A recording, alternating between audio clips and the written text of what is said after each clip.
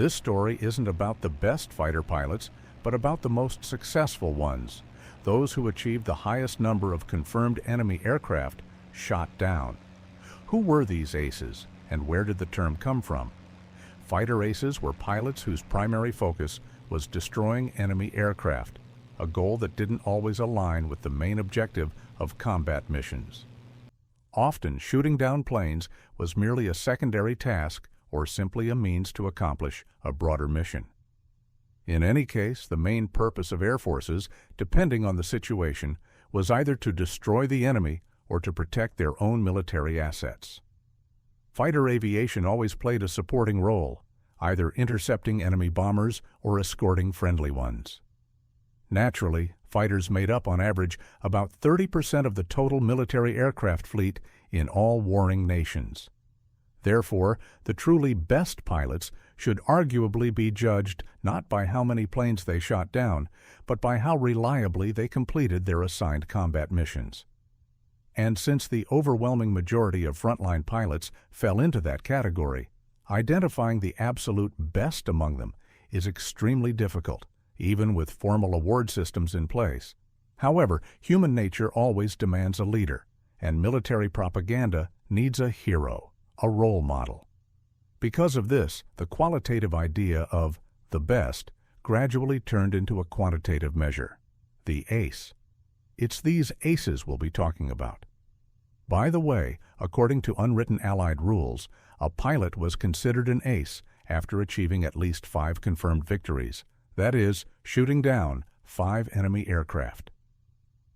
Because victory claims varied dramatically between opposing nations, we'll begin by setting aside all subjective and objective debates about accuracy.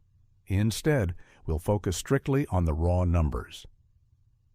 Keep in mind that overclaiming occurred in every Air Force, but as experience shows, usually by single digits, not tens.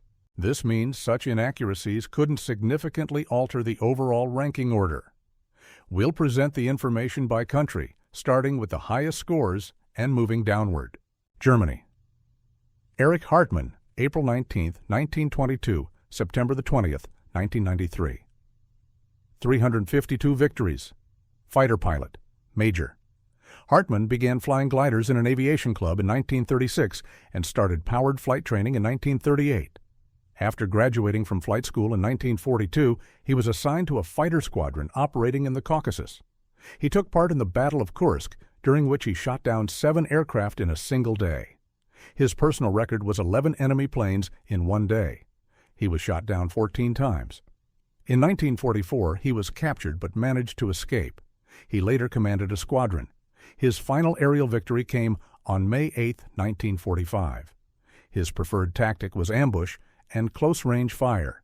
80% of the pilots he shot down never even realized what hit them.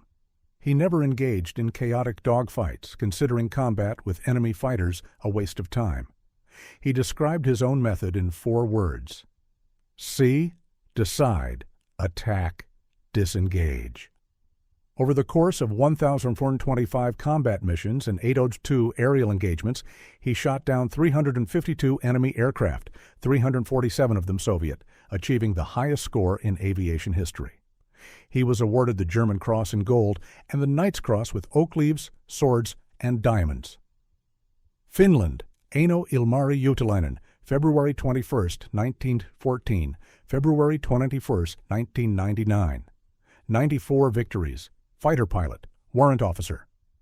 In 1933, Juutilainen earned a private pilot's license, then graduated from the Finnish Air Force Flight School, and began military service in 1937 as a sergeant. He initially flew reconnaissance aircraft, but from 1938 served as a fighter pilot. Sergeant Juutilainen scored his first aerial victory on December 19, 1939, shooting down a Soviet DB-3 bomber over the Karelian Isthmus in his FR-106 fighter. A few days later, over the northern shore of Lake Ladoga, he downed an I-16 fighter. He became the highest-scoring pilot ever to fly the Brewster Buffalo, with 35 confirmed victories in that aircraft. He also flew the Bf-109G2 and Bf-109G6. Between 1939 and 1944, he flew 437 combat missions and shot down 94 Soviet aircraft, 2 of them during the Winter War. He was one of only 4 Finns to receive the Mannerheim Cross, second class, twice, and the only one among them without an officer's rank. Japan, Hiroyoshi Nishizawa, January 21, 1920, October 26, 1944. 87 victories.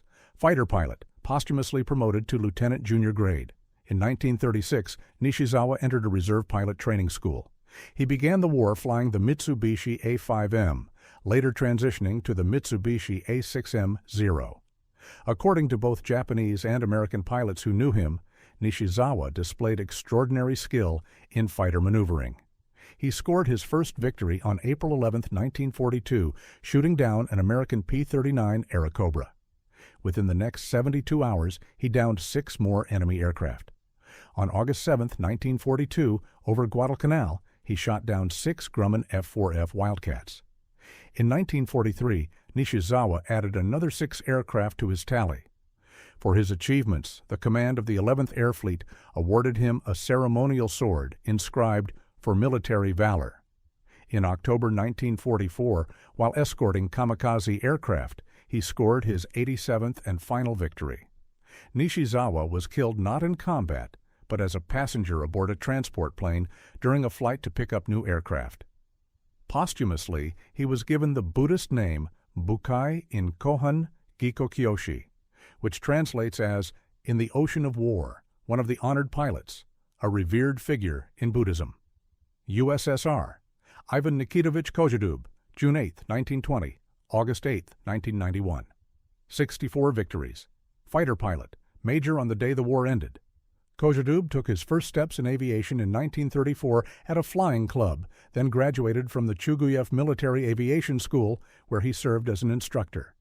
At the end of 1942, he was assigned to a fighter aviation regiment. From spring 1943, he fought on the Voronezh front. In his very first combat mission, his aircraft was hit, but he managed to return to his airfield. By summer 1943, as a junior lieutenant, he was appointed deputy squadron commander. Over the Kursk salient on his 40th combat mission, he shot down his first aircraft, a Ju-87 Stuka. The next day, he downed a second. A few days later, 2 Bf-109 fighters. His first title of Hero of the Soviet Union, by then a senior lieutenant, was awarded on February 4, 1944, for 146 combat missions and 20 enemy aircraft shot down. From spring 1944, he flew the LA-5FN fighter, later transitioning to the LA-7. He received his second Gold Star Medal on August 19, 1944, for 256 combat missions and 48 enemy aircraft destroyed.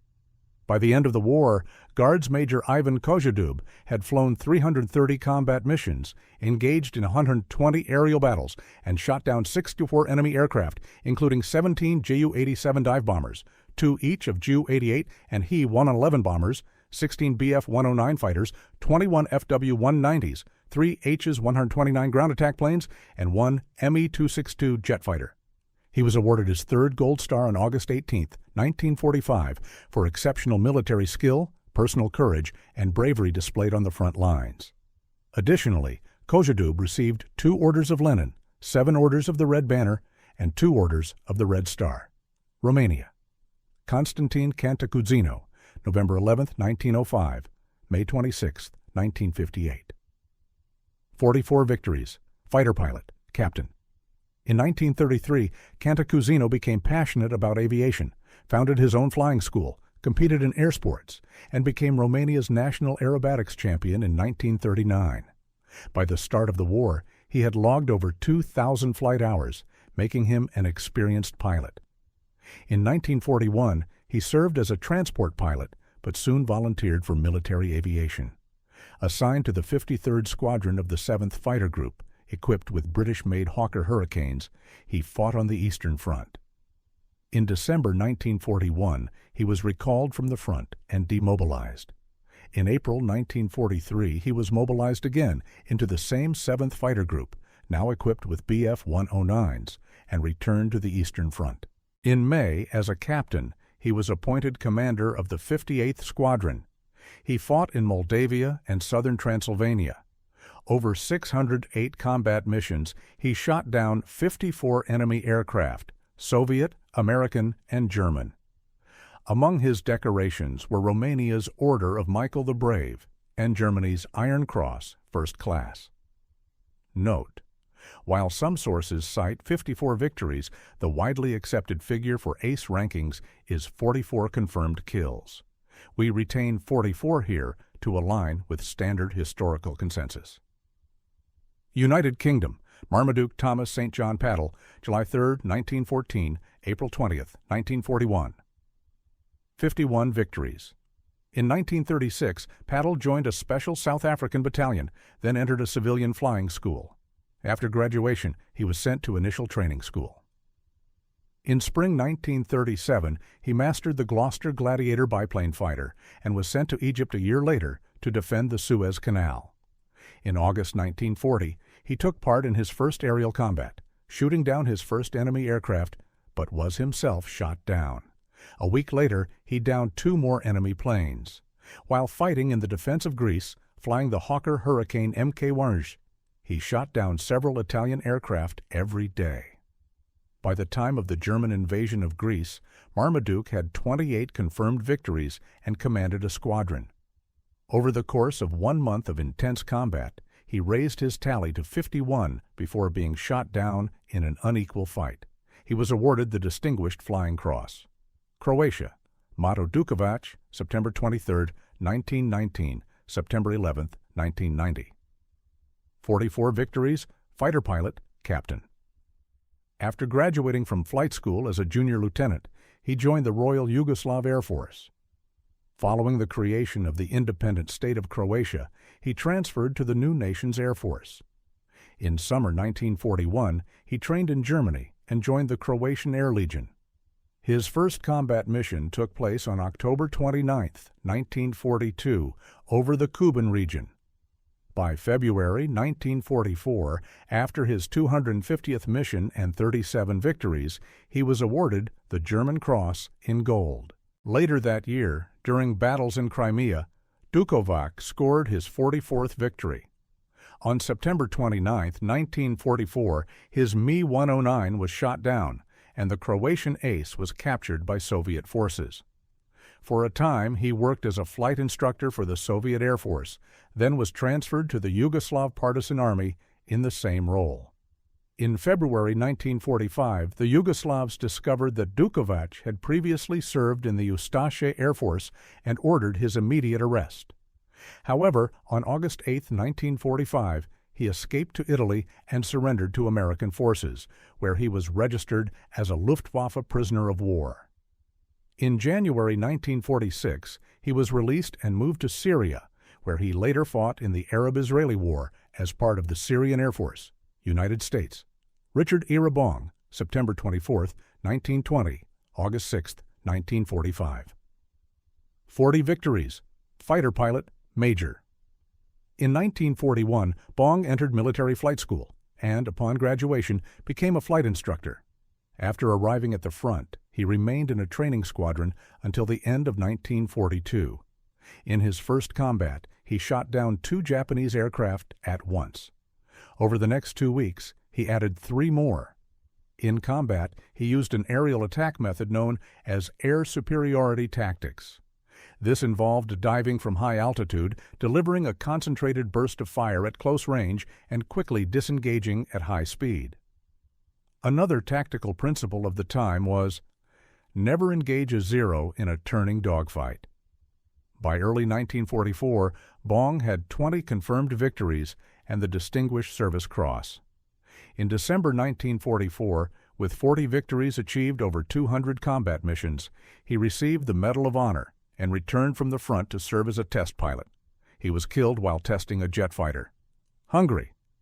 Deso Zent Gheorghiu, January 16, 1915, August 28, 1971. 34 victories. Fighter pilot, second lieutenant. After finishing school at age 18, he volunteered for the Royal Hungarian Air Force. He initially served as a mechanic before undergoing pilot training.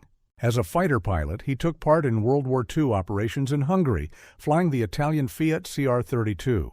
From summer 1942, he fought on the Eastern Front. By the end of the war, he had flown 220 combat missions without ever losing his aircraft and shot down 34 enemy planes. He was awarded the Iron Cross, Second Class, and numerous Hungarian medals. He died in an aviation accident. France. Pierre Clostermann, February 28, 1921, March 22, 2006. 33 victories. Fighter pilot, Lieutenant Colonel. In 1937, Clostermann obtained a private pilot's license. After France's surrender, he joined the Free French Air Forces in Britain in March 1942. After graduating from the RAF's Cranwell Officer Training School as a sergeant, he was assigned to No. 341 Squadron RAF, where he began flying Supermarine Spitfires. His first two victories came in July 1943, when he destroyed two Focke-Wulf 190s over France. From July to November 1944, he served on the staff of the French Air Force. In December, he returned to the front, joined No. 274 Squadron, was promoted to lieutenant, and transitioned to the Hawker Tempest. From April 1, 1945, Clostermann commanded No. 3 Squadron, and from April 27, he led the entire No. 122 Wing.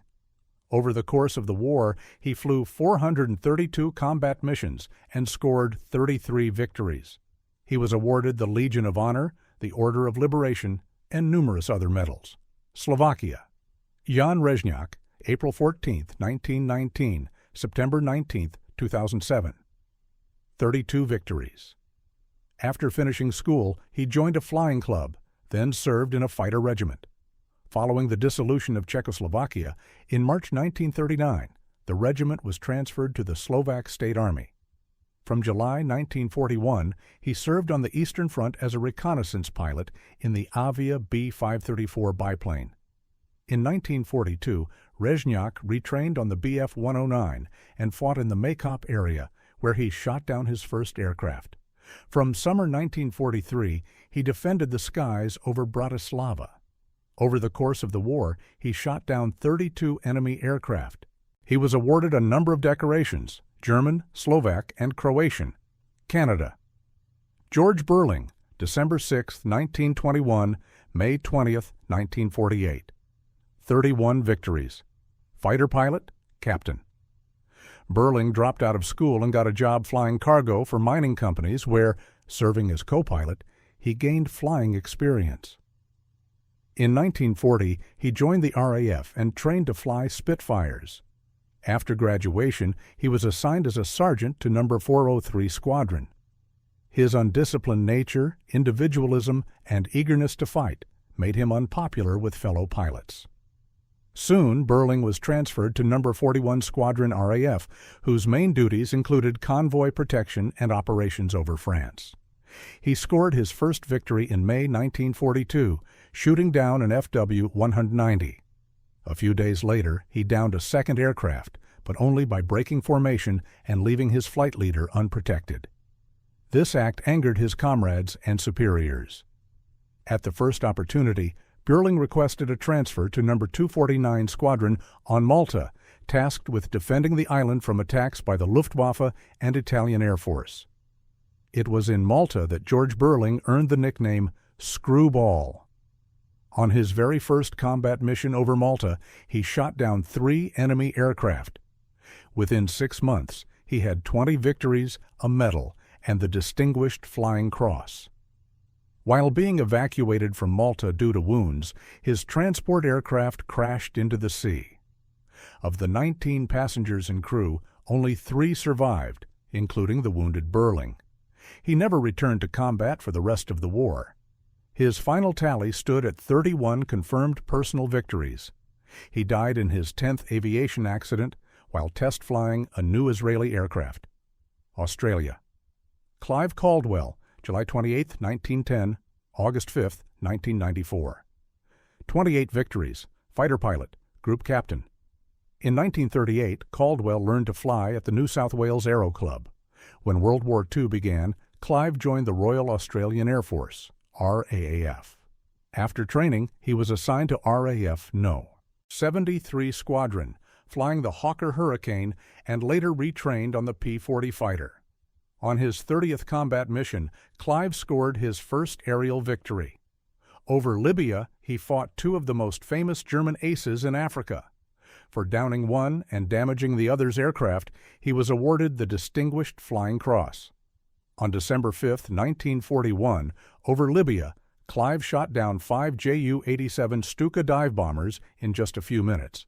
3 weeks later, he downed a German ace who had 69 aerial victories. In spring 1942, Caldwell was recalled from North Africa. By then, he had 22 victories in 300 combat missions and 550 flight hours. In the Pacific Theater, Clive Caldwell commanded the RAF's No. 1 Fighter Wing, equipped with Supermarine Spitfires. While defending Darwin, he shot down a Mitsubishi A6M Zero fighter and a Nakajima B-5N bomber. In total, over the course of the war, he shot down 28 enemy aircraft. New Zealand. Colin Gray, November 9, 1914, August 1, 1995. 27 victories. In 1938, Gray joined the Royal Air Force. After training, he was assigned to No. 54 Squadron RAF. He scored his first aerial victory on May 25, 1940, shooting down a German Bf-109. He was awarded the Distinguished Flying Cross. By the end of the Battle of Britain, Colin had 14 personal victories. In early 1943, he was appointed Squadron Commander and later became Wing Commander. In 1944, Colin Gray was appointed commander of No. 61 Operational Conversion Unit, OCU. Over more than 500 combat missions, he scored 27 victories. Italy. Teresio Martinoli, March 26, 1917, August 25, 1944. 22 victories. In 1937, he earned a glider pilot license, and in 1938, a powered aircraft license. After completing fighter pilot training at flight school, he received the rank of sergeant and was assigned to the 306th Fighter Squadron. Teresio Martinoli scored his first aerial victory on June 13, 1940, flying a Fiat CR-42 and shooting down a British bomber over Tunisia. By September 8, 1943, the day Italy signed the unconditional surrender, this Italian ace had flown 276 combat missions and scored 22 victories, most of them in the C-202 Fulgore fighter. He was killed during a training flight while converting to the American P-39 fighter. He was posthumously awarded the Gold Medal of Military Valor and twice received the Silver Medal of Military Valor. He also received Germany's Iron Cross Second Class. Poland. Stanisław Skalski, November 27, 1915, November 12, 2004. 21 victories. Fighter pilot, lieutenant colonel at the war's end. His first encounter with aviation was at a flying club. In 1935, he joined the Polish Army. From 1936 to 1938, he studied at the Aviation Cadet School. From the start of World War II, he fought in the PZL P-11C fighter. In September 1939, he scored 4 personal victories. In January 1940, he was sent to Britain for retraining. From August 1940, he participated in the Battle of Britain, flying the Hawker Hurricane. He was shot down and promoted to captain. After mastering the Supermarine Spitfire, he was appointed squadron commander. From 1943, he commanded a wing. Over the course of the war, he flew 321 combat missions and shot down 21 enemy aircraft. He was awarded the Silver Cross and Gold Cross of the Virtuti Militari, the Knight's Cross of the Order of Polonia Restituta, the Grunwald Cross, 3rd class, the Cross of Valor, 4 times, the Aviation Medal, 4 times, Britain's Distinguished Service Order, and the Distinguished Flying Cross, 3 times, among others. China. Liu Qishen, February 22, 1914, February 18, 1991. 11 victories. In 1931, he entered the Central Military Academy. In 1934, he transferred to the Central Aviation School and graduated in 1936. He took part in the Second Sino-Japanese War, flying the Curtiss F-11C Goshawk, then Soviet I-15 and I-16 fighters. He scored 11 personal victories. Bulgaria. Stoyan Ilyev Stoyanov, March 12, 1913, March 13, 1997. 5 victories. In 1934, he entered the higher military school and became a cavalry officer. He continued his education at the Military Aviation Academy in Sofia, graduating in 1938 with the rank of second lieutenant. He was then sent to Germany for training, where he completed 3 courses: fighter pilot, instructor, and fighter unit commander. He flew aircraft such as the Bucher Bu 181, Arado, Focke-Wulf, Heinkel, He-51, Bf 109, and others. In 1939, he returned to Bulgaria and became an instructor at the fighter pilot school. In mid-1943, he was appointed squadron commander and scored his first aerial victory by shooting down an American B-24D bomber. In September 1944, Bulgaria switched sides and joined the Allied coalition, declaring war on Nazi Germany. Stoyanov was promoted to captain in the Bulgarian army and later nominated for major for successful operations against German forces in Macedonia and Kosovo. Over the course of the war, he flew 35 combat missions and scored 5 aerial victories. After reviewing the rankings of World War II fighter aces, one question arises: why is there such a huge gap in the number of claimed victories? The low scores of pilots from smaller nations are easily explained by the size of their air forces and limited combat involvement. But the differences among the major powers, Britain, Germany, the USSR, the US, and Japan, require careful analysis. That's what we'll do now, focusing only on the most important influencing factors. First, Germany's numbers are astonishingly high. Some researchers blame this on unreliable victory reporting, but we can dismiss that immediately because Germany actually had the most rigorous verification system of any air force. That said, no system was perfect. War isn't accounting. However, claims that German overclaiming was 5 or 6 times the actual number simply don't hold up. German reports of enemy losses roughly match the enemy's own records. Aircraft production data also rules out wild exaggeration. Some researchers cite wartime commanders' reports as proof of inflation, but they conveniently ignore that victory credits and loss assessments were recorded in entirely different documents. In operational reports, enemy losses are always inflated and friendly losses minimized. That's standard practice. It's also worth noting that most, though not all, top German aces achieved their highest scores on the Eastern Front.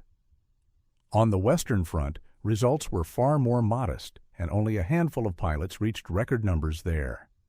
This has led to the popular belief that German aces mowed down Soviet Ivans by the dozens because of poor Soviet pilot training and outdated aircraft, whereas on the Western Front, both pilots and planes were superior, so fewer kills were scored. This is only partly true and doesn't fully explain the statistics. The pattern is actually quite simple. In 1941 to 1942, German pilots had vastly superior combat experience, better aircraft, and greater numbers than the Soviet Air Force. But starting in 1943, the situation changed dramatically. By the war's end, it was the Ivans who were shooting down Fritz by the dozens. The Red Army now had far more trained pilots and aircraft than the Luftwaffe, though their technology still lagged behind German equipment. As a result, 5 or 7 average Soviet pilots and decent fighters could easily down a German rookie in a superior aircraft. Stalin applied the same mass-over-quality tactic in tank warfare. As for the Western Front, large-scale air combat only began in mid-1944, by which time Germany lacked both sufficient aircraft and skilled pilots. There simply weren't enough planes or pilots to effectively challenge the Allies. Moreover, Allied tactics of mass bombing raids, 500 to 1,000 aircraft, bombers with heavy fighter escort, made it very hard for German fighters to operate freely. Initially, the Allies lost 50-70 aircraft per raid, but as the Luftwaffe weakened, losses dropped to 20-30. By the war's end, German aces were reduced to targeting stragglers or damaged bombers that had broken away from the main formation. Only a few dared approach the massive bomber armadas at effective firing range. Hence, German aces scored far fewer victories in the West. Another key factor behind German success was the high intensity of combat sorties. No other nation's air force came close to the number of daily missions flown by German pilots. Fighters, ground attack planes, and bombers routinely flew 5 to 6 combat missions per day. In the Red Army, 1 to 2 missions per day was normal. 3 was considered heroic. The Allies typically flew once every few days. Only in emergencies did they manage 2 per day. Japanese pilots flew slightly more intensively, 2-3 missions daily, but vast distances from their airfields to combat zones consumed time and energy. This high sortie rate wasn't just due to selecting only the fittest pilots. It also came from how missions and air combat were organized. German forward airfields were placed as close to the front lines as possible, within range of long-range artillery. This minimized fuel, time, and physical strain getting to the battle zone. Unlike Soviet fighters who often patrolled for hours, German pilots only took off when ground-based early warning systems detected incoming raids. Radar-directed interception and universal radio communication allowed German pilots not only to find targets quickly, but also to gain advantageous attack positions.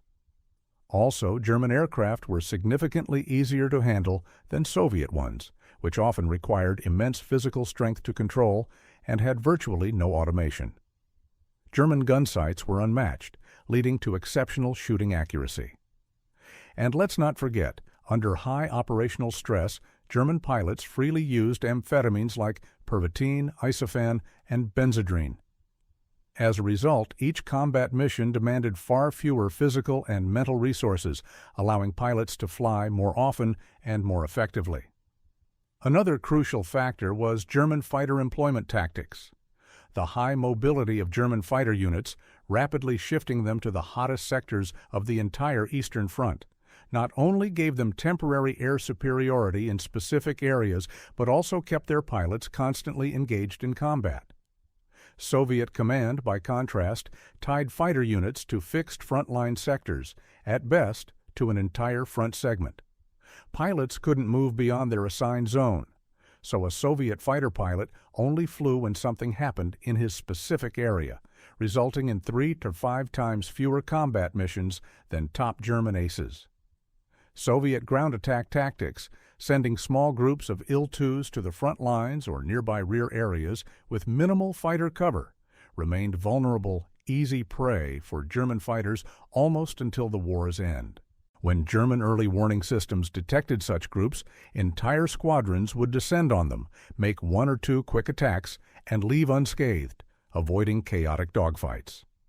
Meanwhile, 3 out of 5 Soviet aircraft would be shot down. It's also interesting that the Germans replenished their fighter squadrons directly at the front, without pulling experienced pilots out of combat.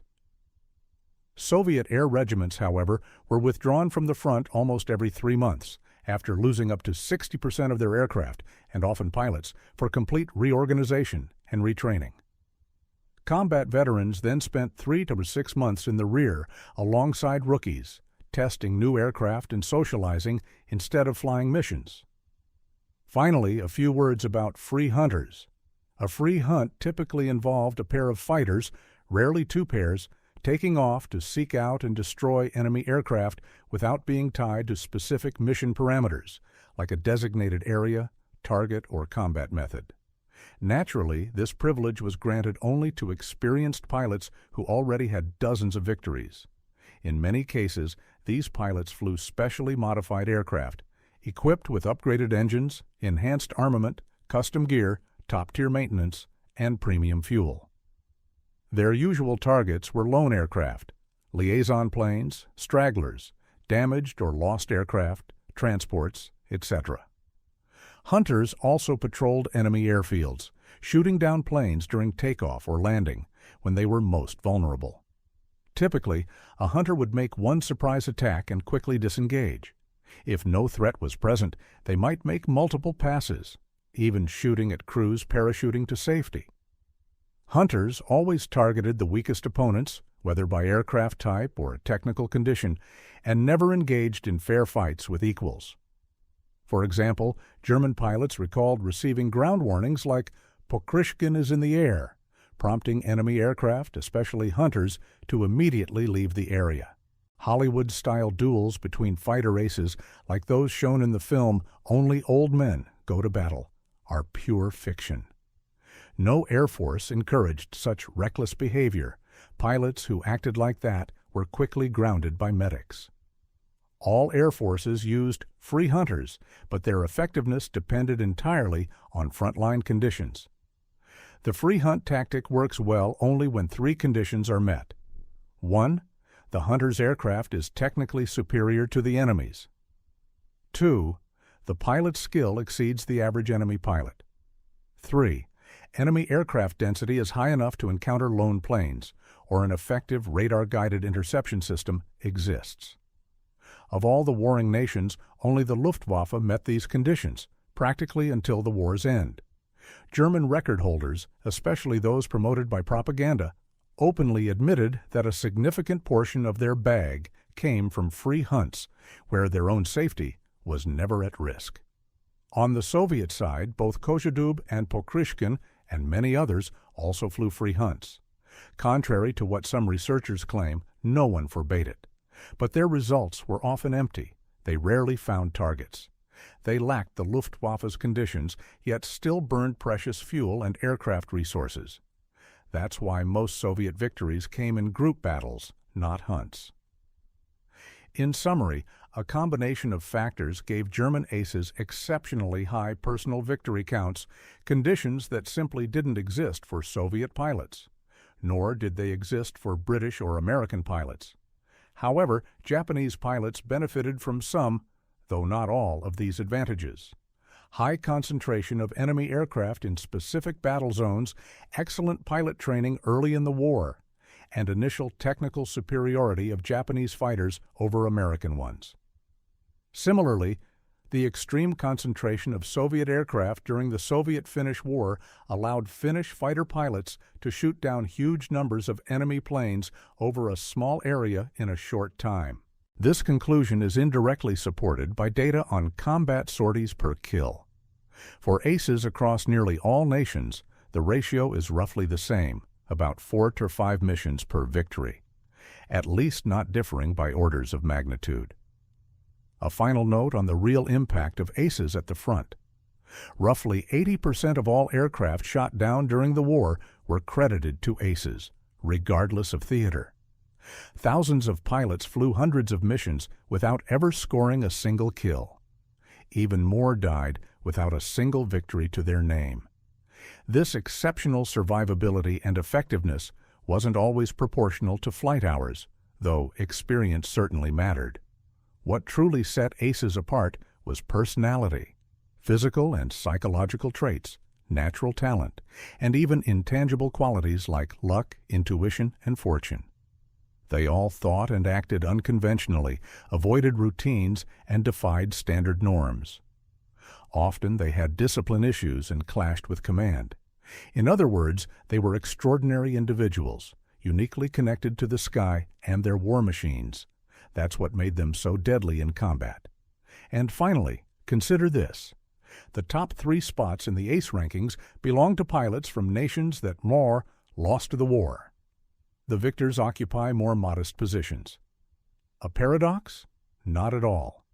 In World War I, the top-scoring fighter ace was also German, and Germany lost that war too. This pattern has its explanations, but they require thoughtful, detailed analysis, not quick assumptions. Try solving the mystery yourself.